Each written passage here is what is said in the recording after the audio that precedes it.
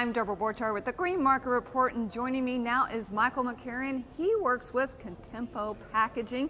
Your company is based in Rhode Island, so how did you get into cannabis? Well, it's a great question. So we're in Rhode Island because our roots are in the jewelry and fashion business, and back in the 70s and 80s, Rhode Island was the jewelry capital of the world for the costume and bridge side. So we started in Rhode Island. Our roots have always been in Rhode Island, and we worked with 40 years with the biggest fashion brands, and we started getting calls a little over 2 years ago from cannabis companies saying, hey, the same way you brand some of the greatest fashion brands, can you brand us? We don't want to settle for generic, average-looking packaging.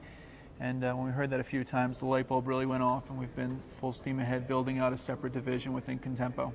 So when you mention that, most people think packaging, so they think, wow, you probably just do child-resistant caps or things like that, but you go another step beyond that, and you're really doing branding. So how important is branding now to these cannabis companies? Branding is a huge part for cannabis companies, particularly as markets mature. So I think early on with the markets initially, just by being one of the first, you can have success. But then what happens is competition comes in, and that can creep up on some of the first movers where they lose their advantage. So competitors come in with better branding that connects with consumers, and those early people lose their edge. So as the market matures, branding becomes far more important, and our goal is just to make that process super simple for people to get beautiful packaging and also compliant packaging, because compliance always comes first. Because these people have so many things on their plate. So it's about the standard of excellence in cannabis packaging and making it super simple is the reason that we've been having success. You know, one thing that a lot of people are talking about now in the cannabis industry is too much packaging. They come out and it feels wasteful. What can you do to combat that?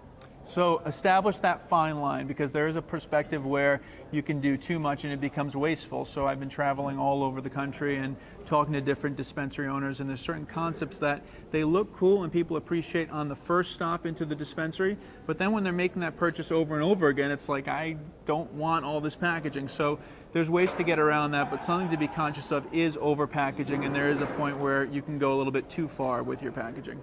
So you're out of Rhode Island. Obviously, the East Coast is coming on fairly strong rather quickly. Are you mostly working with clients on the East Coast, or are you also branched out across the country? So all over the country, all over North America, we do something called the Cannabis Packaging Show on YouTube, and we got someone from Nigeria and South Africa saying, hey, we watched the show and we want to work with you. So our focus is definitely the Northeast, but as we launch these novel child-resistant products that are also eco-friendly, we're starting to get inquiries from all over the country, and that's probably the most exciting part of what we're doing. Great. Well, Michael, it was great catching up with you and talking to you here. We're at Accelerate Cannabis in Newark, New Jersey, and I am Deborah Borchard with the Green Market Report.